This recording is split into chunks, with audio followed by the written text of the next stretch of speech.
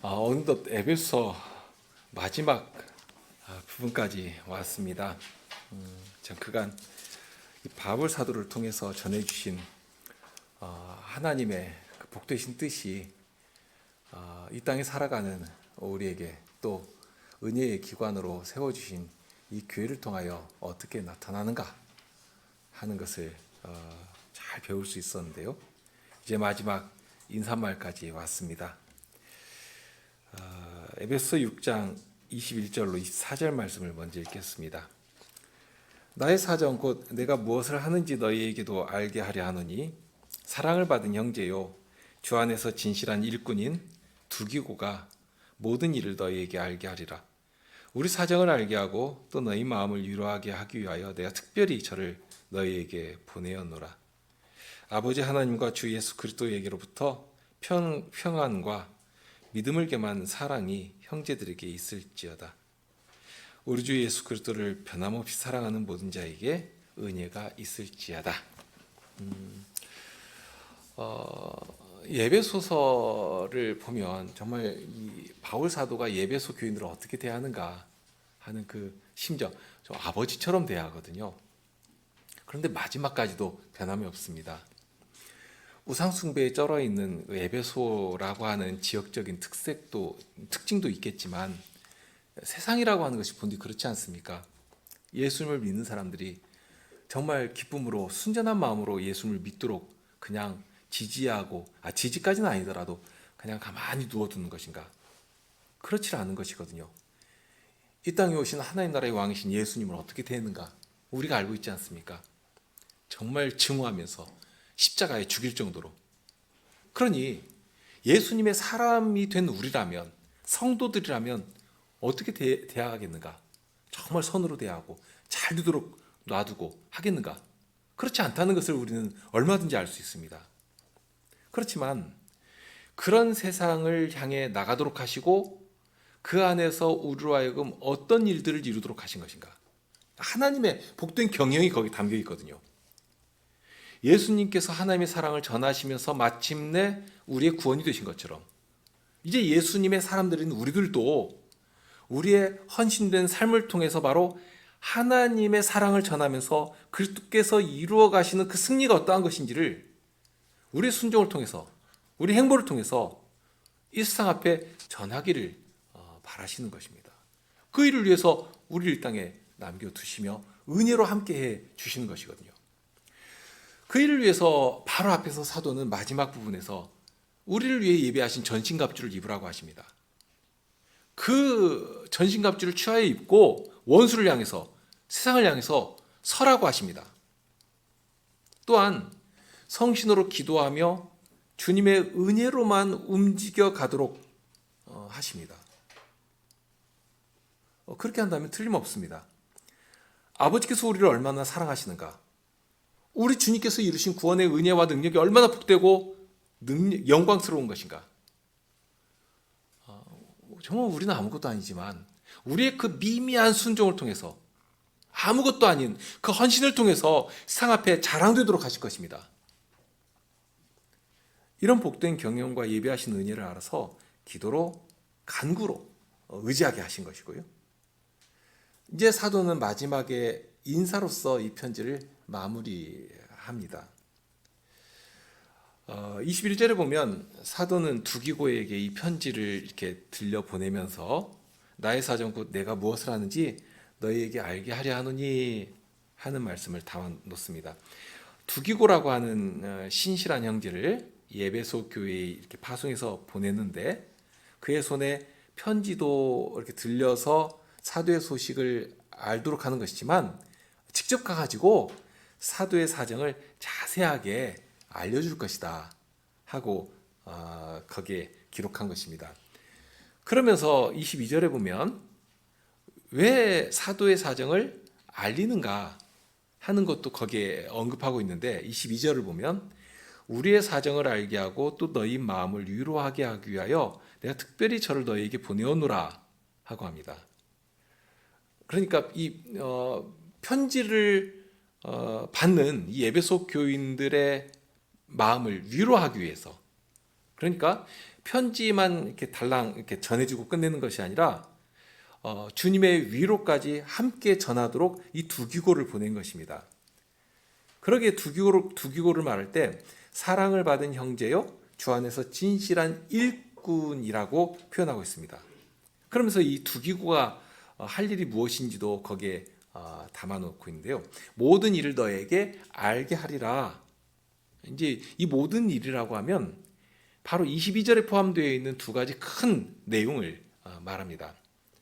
먼저는 이제 사도는 두기고를 통해서 자신의 형편, 사도의 형편에 대해서 어떻게 지내고 있는지 그것을 이 에베소 교회에 너희들에게 알려주겠다 하고 했습니다.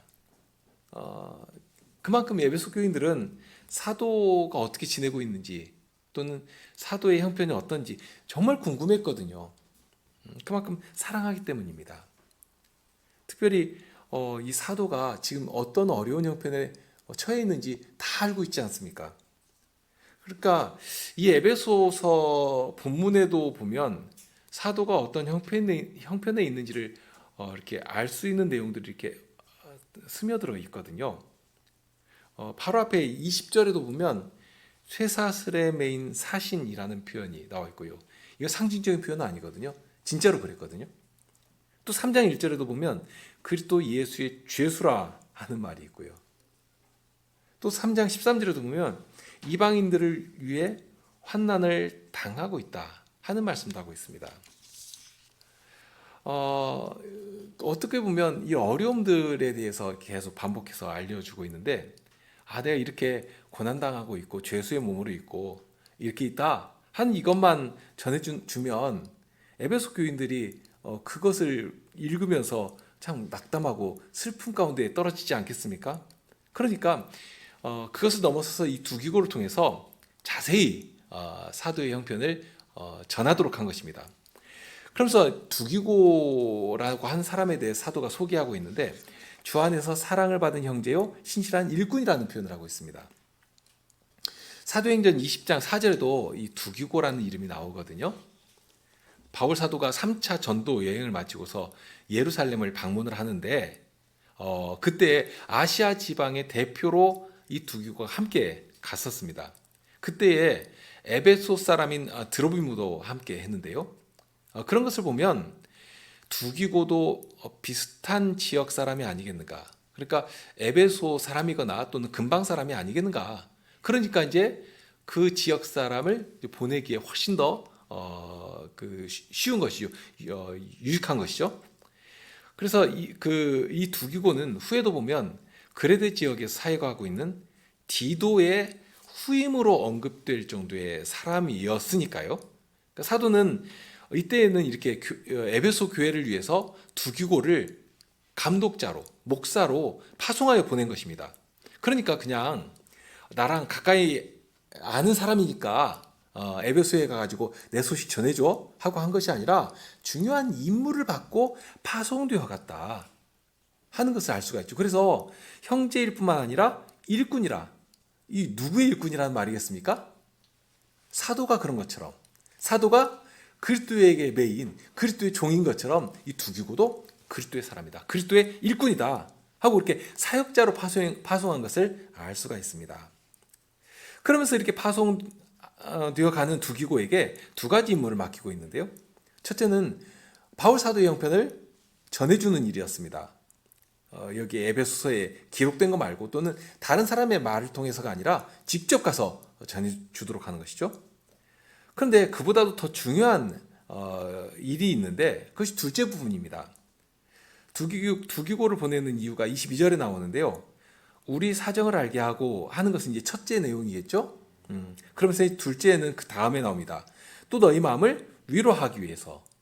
그러니까 지금 슬픔 가운데 있는 어떤 면에서 막 낙담하고 있는 그런 에베소 교인들의 마음을 위로하기 위해서 이 두기고를 보내는 것이다 하고 알려준 것입니다. 그만큼 에베소 교인들은 위로가 필요했습니다. 무엇 때문에 그랬겠는가? 아마도 첫째로는 이 사도의 근황이 얼마나 궁금하고 걱정이 되었겠습니까?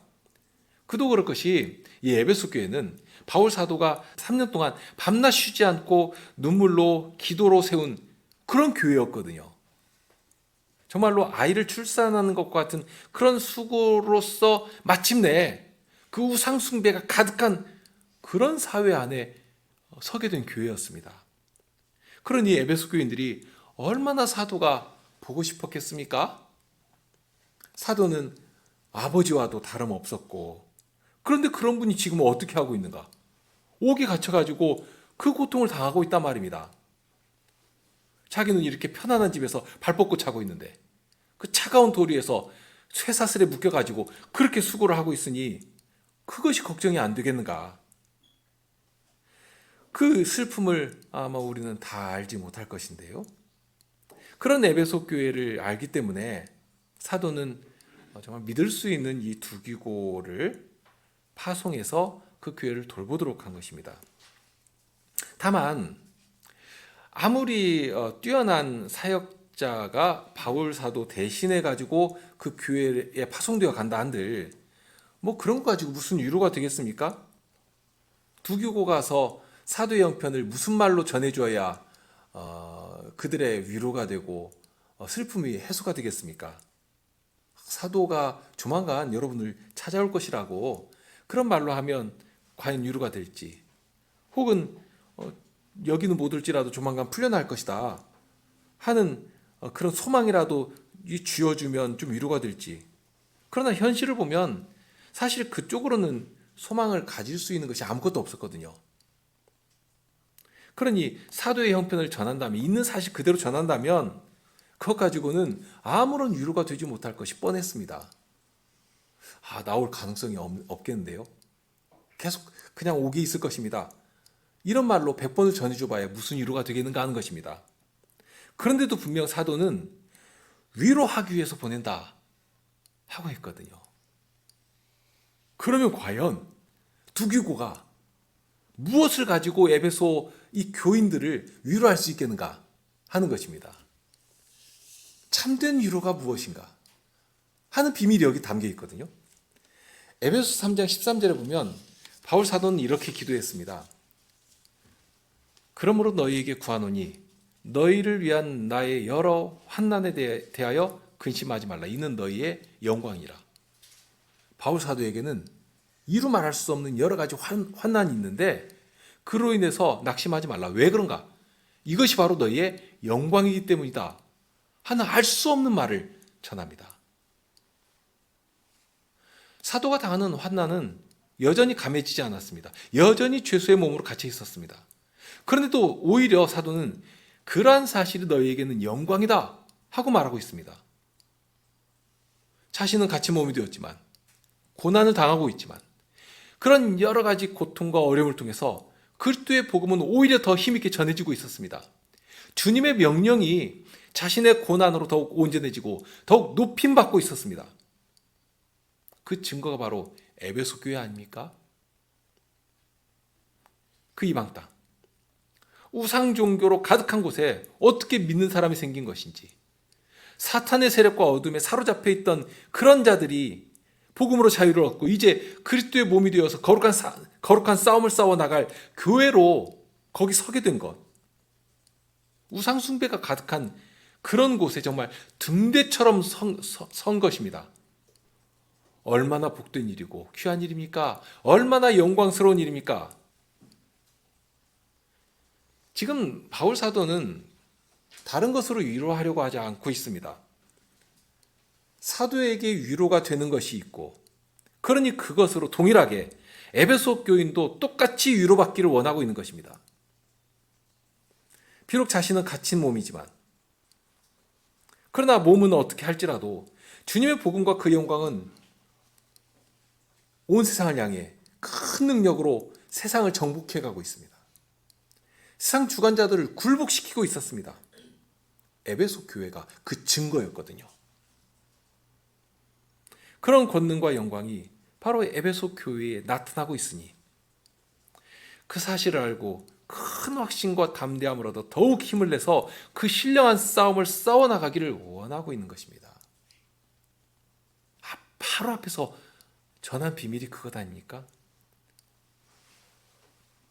하고 있으니 더욱 주님의 은혜 가운데서 힘을 내서 전진해라 하는, 이것이 참된 위로죠.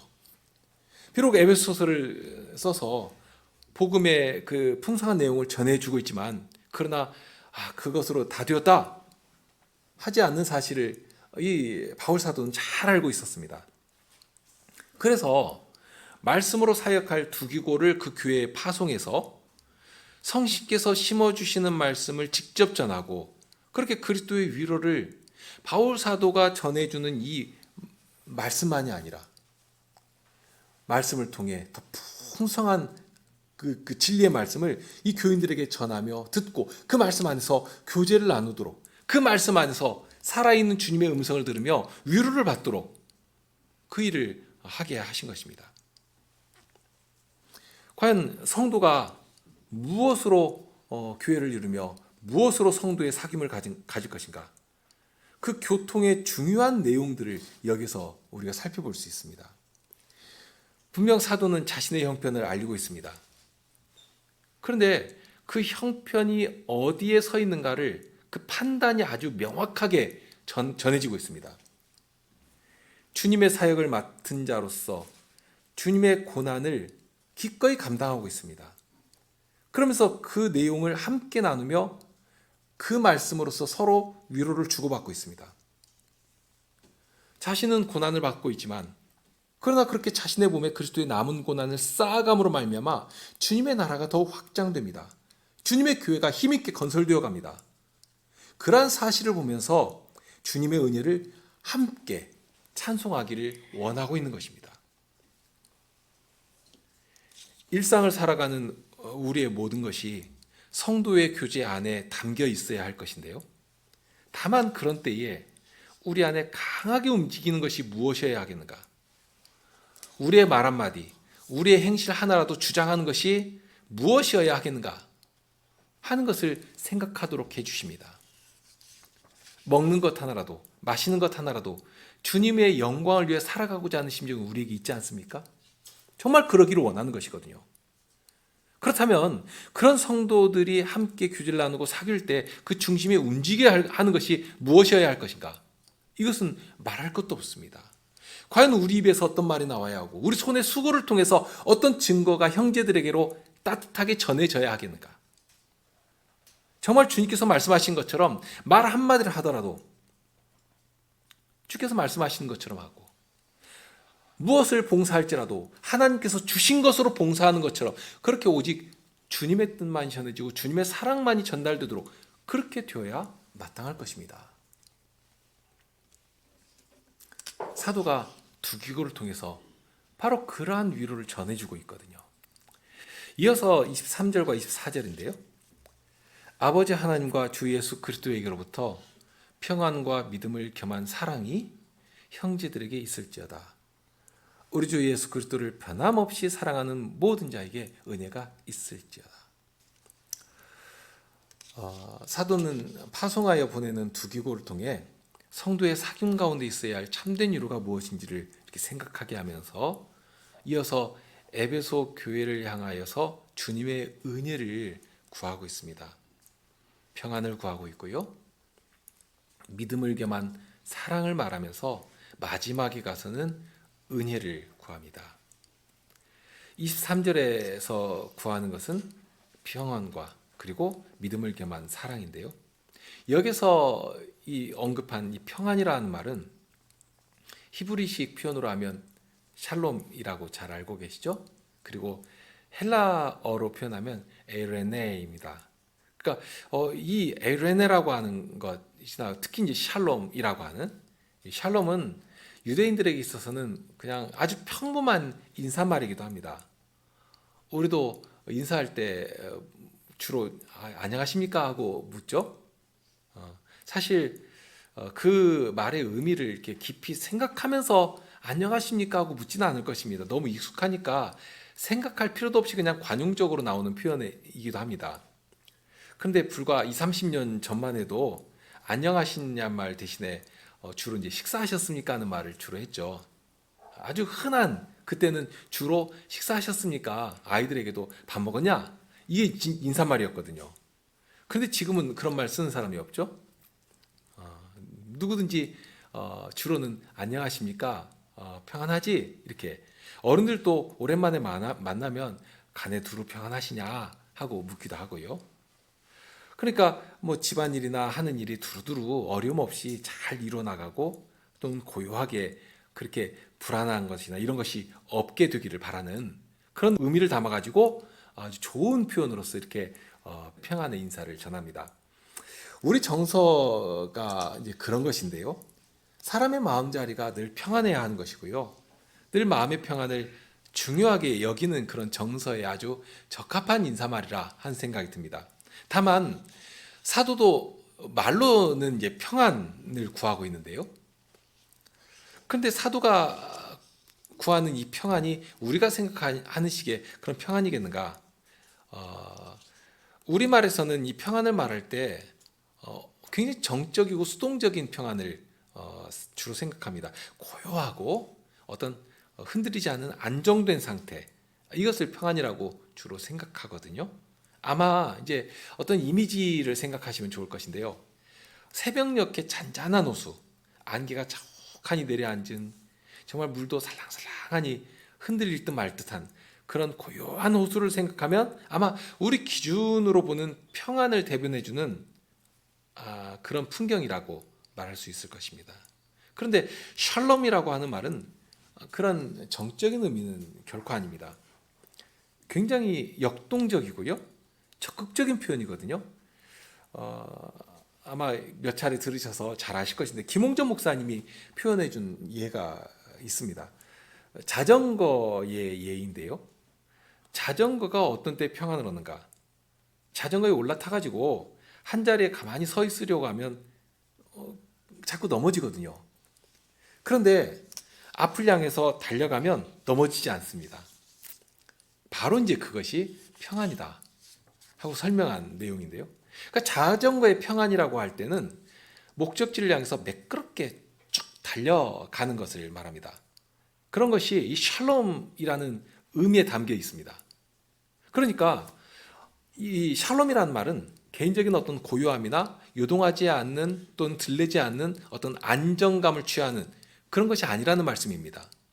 그러니까 사도가 평안을 구한다고 할 때 이 평안이란 말, 에레네라고 하는 이 말을 가장 앞에 기록했는데요. 그러니까 평안을 말하면서 그 평안이 형제들에게 있기를 소망한 것입니다. 그러니까 사도는 예배소에 평안이 계속해서 임하기를 바라고 앞에서부터 그 평안을 강조해 왔습니다. 이 평안을 빼앗아가는 것이 무엇인가? 허물과 죄로 죽었던 자들이고, 그래서 하나님과 원수로 행하면서 세상 풍속을 쫓고 공중 권세 잡은 자를 따르던 자들이었습니다. 그러니 살아가는 것이겠는가? 얼마나 하나님 앞에서 저주스러운 상황입니까? 그런 자들은 결코 참 평안을 얻을 수가 없거든요. 그런 자들에게 무슨 평안이 있겠습니까? 오늘 기쁜 것이 내일까지 과연 기쁜 일이 되겠는가? 늘 불안하고 늘 조바심을 내고, 그런 자에게 복음을 들려주시며 그런 자리에서 건져내시는 것입니다. 다른 길이 있을 수가 없죠. 소망도 없고 하나님도 없던 그런 자들인데, 그런 자들이 예수님 안에서 그리스도의 피로 하나님을 알게 되고 하나님과 화목하게 되는, 과연 예수님만이 우리의 참된 평안이시라 하고 전했습니다. 우리의 평안이신 이 예수님이 우리의 그 갈라져 있는 모든 것들을 연합시켜 주시고 중간에 막힌 담을 허시고 화목하게 하시며 교회로 부르시며 그리스도 안에서 참된 평안을 누리며 세상을 향해 이 평안을 전하게 하신 것입니다. 이런 평안을 전하며 알린 사도이기 때문에 마지막에 다시 한번 이 평안을 구하면서 이어서는 믿음을 겸한 사랑을 또한 구합니다. 여기 믿음을 겸한 사랑이라고 하는 말은 달리 표현하면 믿음의 터 위에 서 있는 사랑이라고 해도 될 것입니다. 그러니까 믿음이 더욱 굳게 서도록 교회를 세워주셨고요. 교회 안에 들어와서 진리를 통해서 더욱 그 믿음이 자라도록 해주셨습니다. 진리로 공급받고 자라고 진리 안에서 사귐을 나누며 그렇게 믿음이 자라도록 하신 것이죠. 그러니 시냇가에 심겨진 나무가 시절을 쫓아 과실을 맺고 그 잎사귀가 마르지 않는 것처럼 그렇게 영생하도록 흐르는 생수를 늘 공급해 주시는 그 일이 멈춰지거나 그 일이 약해진다면 믿음을 겸한 사랑이 있을 수가 없게 되는 것입니다. 교회에 있어야 할 사랑의 터가 바로 그런 것입니다. 분명 사랑이라고 할 때는 말과 혀로만 이루어질 수는 없습니다. 행함과 진실함이 분명히 있어야 합니다. 그러면서 동시에 질서가 있어야 합니다. 먼저는 가까이 두신 지체를 향해서 하나님께로부터 받은 사랑을 나타내며 사랑하는 훈련을 하는 기회로 삼아야 합니다. 그렇게 주님의 그 사랑을 나타낼 때 우리의 사랑의 영역은 더욱 확장되어 나갈 것입니다.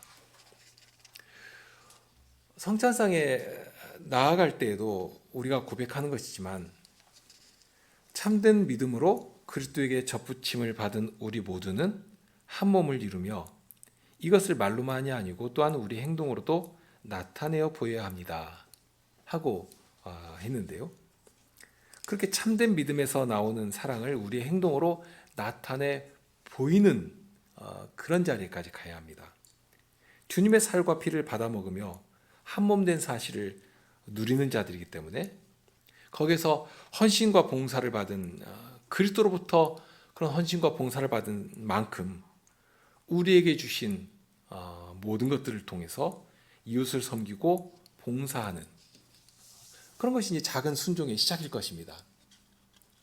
다만 우리가 그런 사랑의 구체적인 모습을 나타내 보인다고 해서 그것이 얼마나 온전하고 정당한 것이 되겠는가 하는 점입니다. 지금 사도가 사랑을 구하고 있는데요. 에베소 교회가 그런 사랑을 하지 않기 때문에 이런 사랑을 다시 구하는 것은 아닙니다. 오히려 1장 처음 시작부터 보면 사도는 이미 너희 믿음과 모든 성도를 향한 사랑을 들었고 그러니 감사하기를 맞이 아니하여 기도할 때마다 에베소 교회 성도를 말한다 하고 전하고 있거든요. 그러니까 이미 그 사랑을 들을 정도로 소문이 바닥에 퍼질 정도의 교회였습니다. 무엇보다도 계시록에 보면 주님께서 아시고 칭찬하실 만큼의 교회 아닙니까? 그래서 이들이 내놓는 사랑은 처음 사랑이라 하는 말로 표현될 만큼 그런 강렬하고 따뜻하며 생명을 살리는 그런 사랑의 모습이 넘치는 교회였습니다.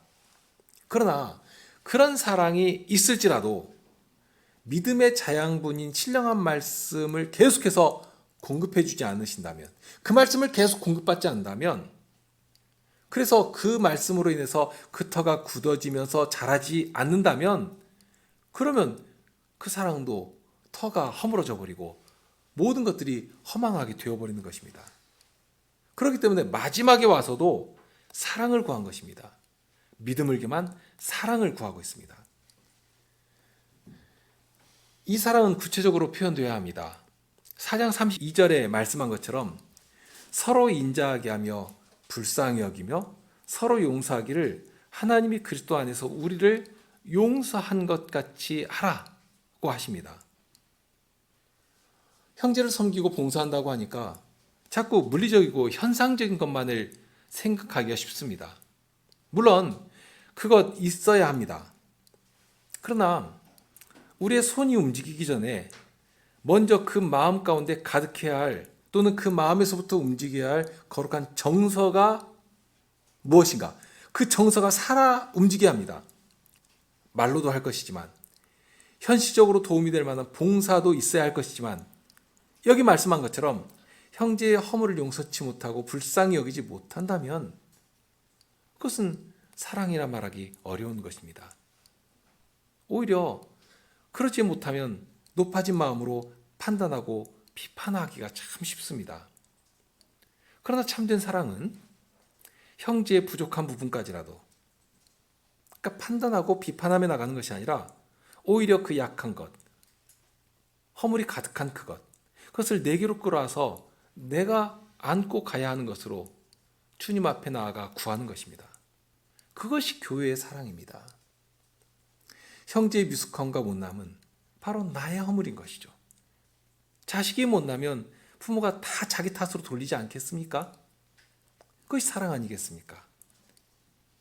형제가 잘못되면 같은 형제로서 내 마음이 먼저 아프고 내 마음이 먼저 슬픔 가운데 떨어지며 주님 앞으로 달려가는 것입니다.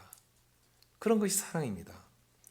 그러기 계속해서 5장 2절에 사도는 이렇게 말씀합니다.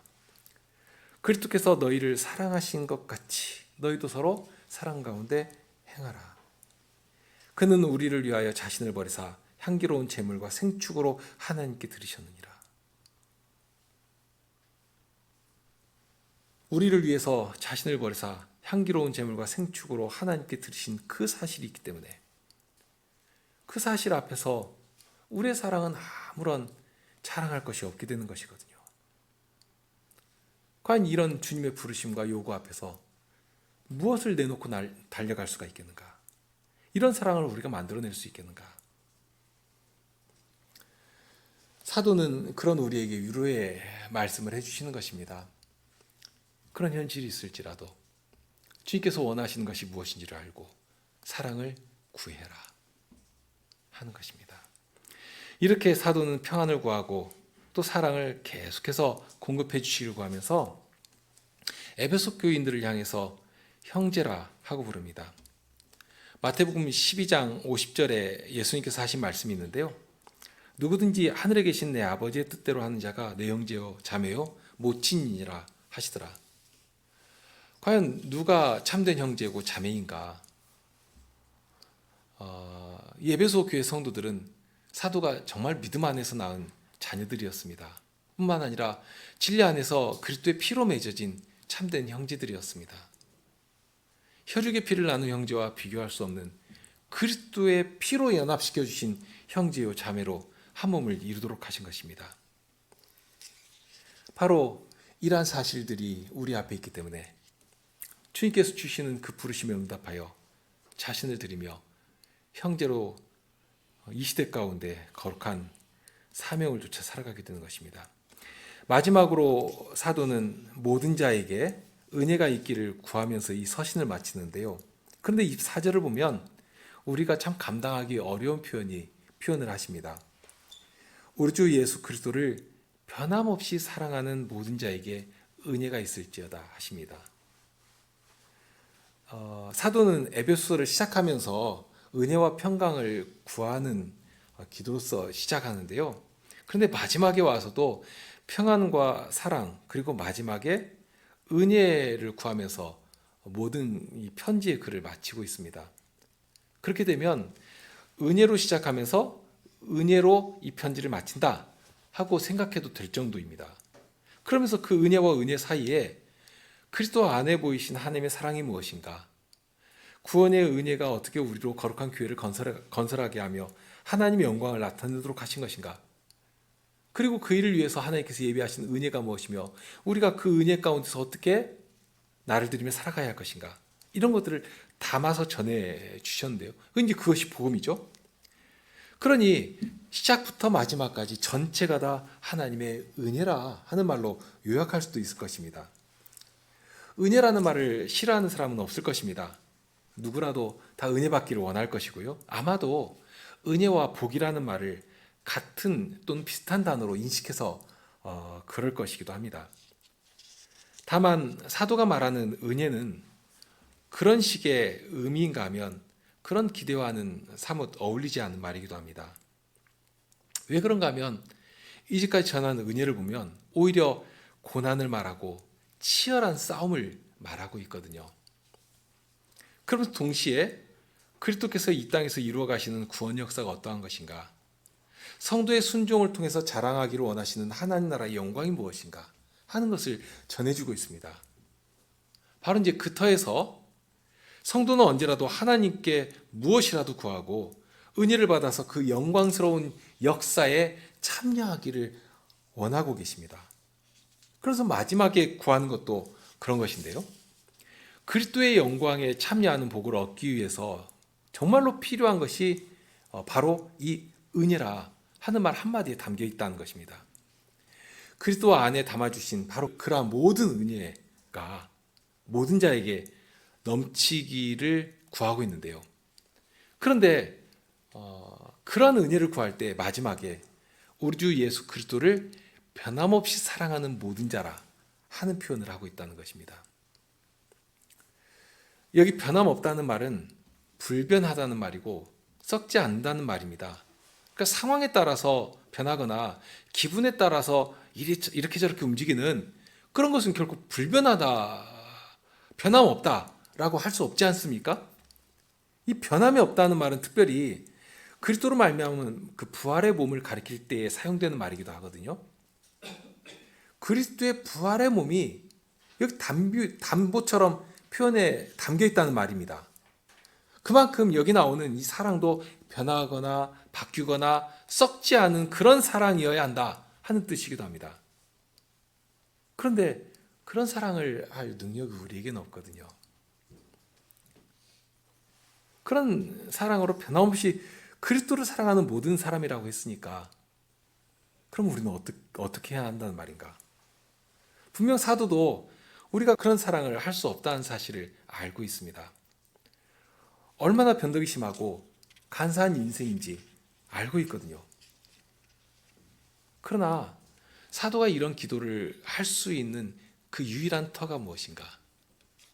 앞에서도 말씀했지만 하나님께서 그리스도 안에서 보여주신 그 사랑이 있기 때문입니다. 우리가 하나님을 먼저 사랑하는 것이 아니라 우리가 죄인 되었을 때에 이미 예수 그리스도를 통해서 우리를 향하여 보이신 사랑이 얼마나 큰 것인가? 그 사랑을 전하는 것이 복음 아닙니까? 그 사랑에 사로잡혀서 기꺼이 하나님을 사랑하도록 하시는 것입니다. 바로 그러한 사랑을 알아서 기쁨으로 자신을 드리며 형제까지라도 불쌍히 여기고 서로 용서하고 용납하고 무엇보다도 성식께서 하나 되게 하신 것을 힘써 지키는 그런 사랑을 늘 배워가도록 하신 것입니다.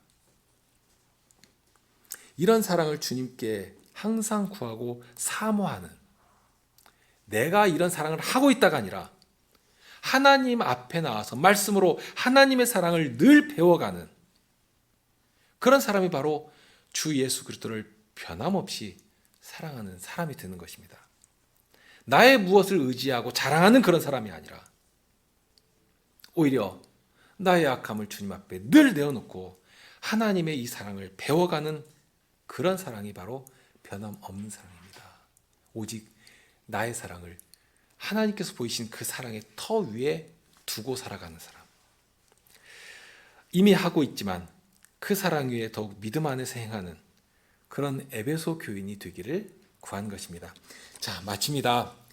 사도는 두 기고를 통해서 에베소 교회와 계속해서 성도의 교제를 나누기를 원했습니다.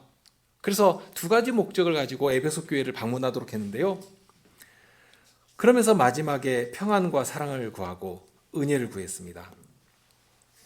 성도의 교제 가운데 이 평안과 사랑이 끊임없이 일어나고 이루어지기를 구하고 있는데요. 이런 두 기고의 사역을 통해서 이런 사랑이 막힘없이 그 교회 안에 가득해지기를, 그런데 그것이 주님의 은혜로 이루어지기를 구하고 있는 것입니다. 과연 사도의 권면과 같이 우리 주 예수 그리스도를 변함없이 사랑하는 모든 자에게 은혜가 있을지어다 하신 이 축복의 기도가 바로 우리의 것이 되도록 은혜로 함께 해주시기를 소망합니다. 시편 찬송 다 같이 하시겠습니다.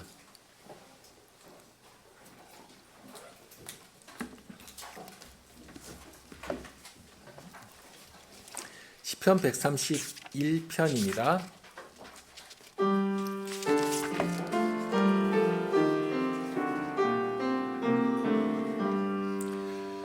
주여 내 마음 높거나 내 눈이 높지 않으며 근일과 귀한 일을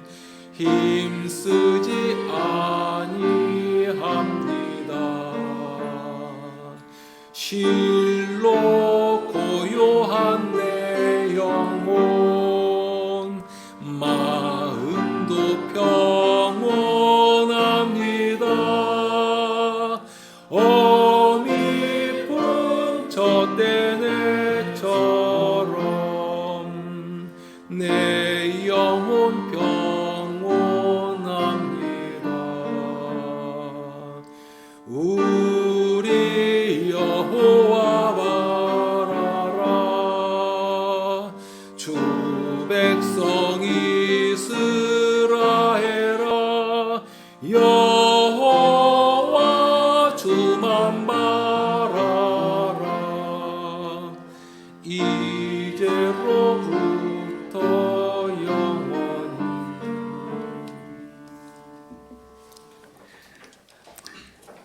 주님의 은혜를 받을 합당한 자는 과연 누구이겠습니까?